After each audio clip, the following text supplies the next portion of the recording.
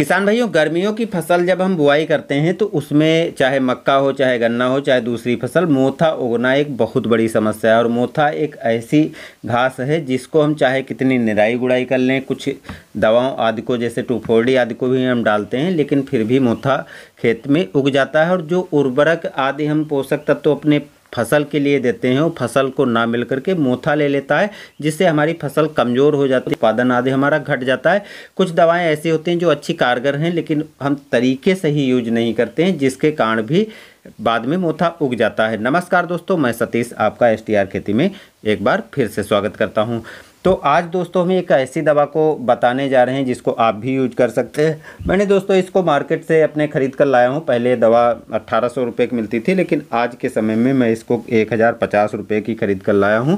आप भी अपने क्षेत्र में खरीद सकते हैं। इसका फार्मूला आपको बता देते हैं। नाम है फार्मूले का हेमोसल्फ्यूरान मिथाइल 75% WG, जो आपको सिम्प्रा नाम से मार्केट में मिल जाती है। अगर सिम्प्रा नाम से नहीं मिलती तो आप अपने मार्केट में हेमोसल्फ्यूरान मिथाइल 75% WG नाम बता करके किसी दूसरी कंपनी का भी खरीद सकते हैं। सेम रिजल्ट आपको वैसे ही मिलेंगे, क्योंकि आपको फार्मूले पे ध्यान देना है, ना कि कंपनी के ब्रांड नेम पे।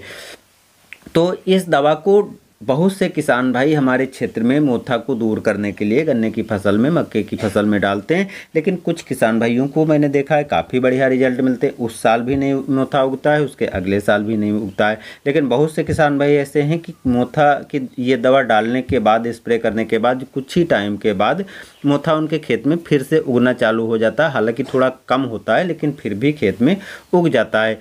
तो यहाँ पर सीधे पता चलता है जो तरीका किसान भाइयों ने सही अपनाया वो तो आसानी से अच्छे रिजल्ट लिए, जिन्होंने गलत तरीका अपनाया उनके खेत में अच्छे रिजल्ट नहीं मिले।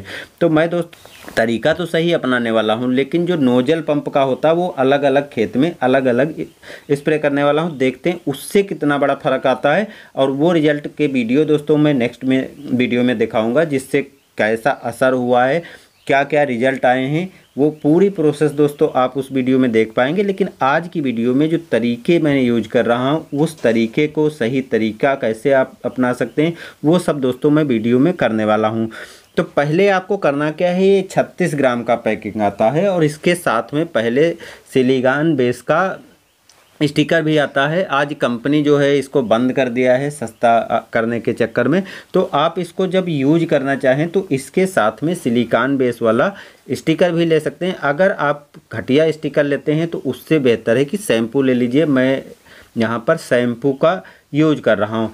36 ग्राम 1 एकड़ के लिए पर्याप्त है। अगर आप कम एरिया में डालना चाहते हैं तो अच्छा रहेगा कि छोटी पैकिंग भी इसकी आती है। थोड़ा कॉस्टली पड़ती है, लेकिन छोटी पैकिंग को भी आप खरीद सकते हैं। अगर आपको 1 एकड़ खेत अलग अलग छोटे छोटे टुकड़े मेरी तरह हैं तो आप 1 एकड़ के लिए खेत ये पूरी दवा ले सकते हैं, और उसकी सीमित जितना एरिया खेत का है उतनी दवा को उस खेत में स्प्रे कर सकते हैं। अब जो दवा का घोल आपको तैयार करना है, यहीं से आपकी शुरुआत होती है। जैसे मैं यहाँ पर 1 एकड़ खेत मेरा 3 टुकड़ों में है, तो इसको मैं 3 भागों में बराबर बराबर बांट लूँगा। और ये मेरे पास जो छोटी सी डिब्बी है, इसी डिब्बी में मैंने चेक किया है तो 3 डिब्बी इसके इसी साइज में हुई है। तो सीधे सीधे मेरा डोज निकल आई कि एक खेत में 1 डिब्बी हमको घोल तैयार करके डालना है। अब घोल जो तैयार करना है उसको आप 1 एकड़ में 155 से 160 लीटर पानी में स्प्रे करें। अब पानी कम नहीं लेना, पानी कम बहुत से किसान भाई ले लेते हैं, जिसके कारण पौधा अच्छी तरह से भीगता नहीं है और अच्छे रिजल्ट नहीं आते हैं। तो ये भी एक कारण बनता है। इसलिए पानी की मात्रा आप 155 से 160 लीजिए। ज़्यादा ले सकते हैं, 180 लीटर तक पानी ले सकते हैं तो और भी अच्छा है। पौधा अच्छी तरह से भीग जाना चाहिए। अब ये तो पानी की बात हो गई। अब दोस्तों जब आप इसका घोल तैयार करें तो घोल तैयार करते समय आपको एक चीज़ करना है। इसको पहले आप किसी दूसरे बर्तन में जिसमें आप नाप सकें, जैसे मैं यहाँ पर 4 टंकियों को स्प्रे करने वाला हूँ एक खेत में, तो 4 गिलास मैं डोज बनाऊँगा जो इस दवा को डाल करके फिर पानी डाल देता हूँ 4 गिलास, और इसको अच्छी तरह से घोल लेंगे। और साथ में शैम्पू भी मिला रहें, जिससे शैम्पू का फ़ायदा ये होता है दवा जब आप स्प्रे करेंगे तो पौधे में वो पूरी तौर पर फैल जाएगी। जहाँ पर नहीं भी पड़ी होगी दवा वहाँ पर भी फैल जाएगी, जिससे अच्छी तरह से ये दवा काम करेगी।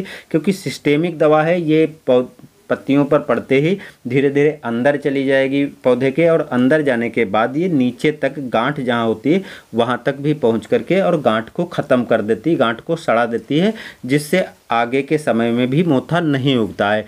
तो ये तरीका तो आपको अपनाना ही अपनाना है। खेत को कैसे आप जिस खेत में डालना है उस खेत को भी सही तरीके से आपको तैयार करना है। बहुत से किसान भाई क्या करते हैं कि सीधे खेत में गए और सिंचाई कर दिया, हल्की सिंचाई करते हैं और बाद में कुछ टाइम के बाद या खेत की सिंचाई करते हैं, पानी जमा रहता है और साथ में स्प्रे कर देते हैं, जो बिल्कुल गलत तरीका है। क्योंकि इस तरीके से अगर आप दवा डालते हैं तो दवा पानी के साथ घुल जाती है, इधर उधर फैल जाती है और पौधे पर नहीं पहुँचती है, तो बाद में इतने अच्छे से रिजल्ट नहीं आते हैं और मोथा फिर से उग जाता है। तो ये भी कारण बनते हैं। इसलिए आपको जो तरीका अपनाना है, पहले खेत में आपको सिंचाई करना है, खेत समतल हो तो बहुत बढ़िया है। आपको लगभग 5 से 6 इंच तक खेत में पानी भर देना। 5 से 6 इंच तक भर देंगे तो तीसरे दिन जब आप खेत में जाएंगे तो पैर आपका थमने लगेगा। अब हल्की गीली मिट्टी है तब भी कोई दिक्कत नहीं, बिल्कुल आपको खेत को सुखाना नहीं है। जैसे आप उर्वरक खाद डालते हैं उतना ज़्यादा सूखना नहीं चाहिए। खेत में यदि पैर रखें तो पैर जो है थोड़ा बहुत गीला है, कोई दिक्कत नहीं है।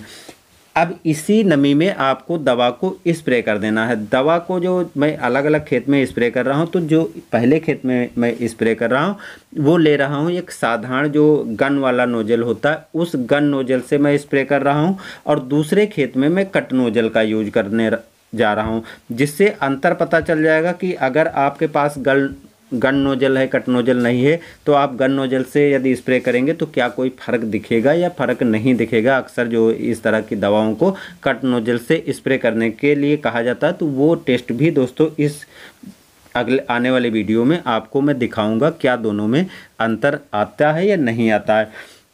तो ये प्रोसेस किसान भाइयों आप कर लीजिए। अब इस प्रोसेस करने के बाद आपको खेत में बराबर स्प्रे करते जाना है, कोई भाग छूटना नहीं चाहिए, जिससे जो बराबर आप स्प्रे करेंगे तो पौधा इस जैसा मैं यहाँ पर दिखा रहा हूँ अच्छी तरह से भीग जाना चाहिए। जब अच्छी तरह से पौधा भीग जाएगा, अब उसके बाद आपको 3 से 4 दिन स्प्रे करने के बाद छोड़ देना है। देखिए जहाँ हल्की नमी आपको खेत में कम दिखना चालू हो, आपको तुरंत सिंचाई फिर से कर देना है।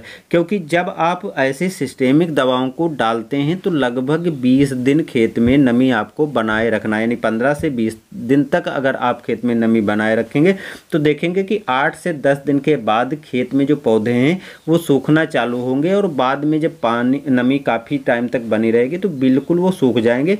और बाद में जब सिंचाई करेंगे तो एक फ़ायदा दोस्तों और भी मिलेगा, क्योंकि ये सिस्टेमिक दवा पौधे के ऊपर से पत्तियों से होकर के नीचे तक जाएगा, तो जो गांठ नीचे बनी होती है, गांठ को ये आसानी से सड़ा देता है। और जब गांठ अच्छी तरह से सड़ जाएगी तो आगे आने वाले टाइम पर मोथा फिर से नहीं उगेगा। हो सकता है कि अगले साल आपके खेत में उग जाए यदि पानी की कोई समस्या रहे, लेकिन इस साल तो आप पूरी तौर पर बचा पाएंगे।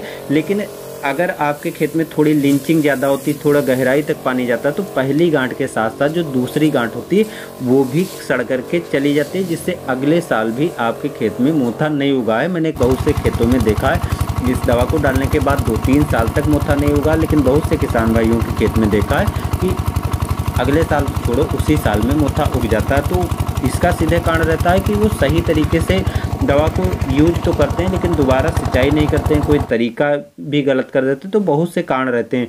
तो जो तरीका दोस्तों मैंने इस वीडियो में आपको बताया है, सेम ऐसा तरीका आपको यूज करना है। नॉर्मल रूप से हम अंत में एक बार फिर से फास्ट में बता देते हैं। देखिए पहले आप घोल का एक निश्चित मात्रा में घोल तैयार कर लीजिए, माप सही कर लीजिए, पानी की मात्रा सही कर लीजिए।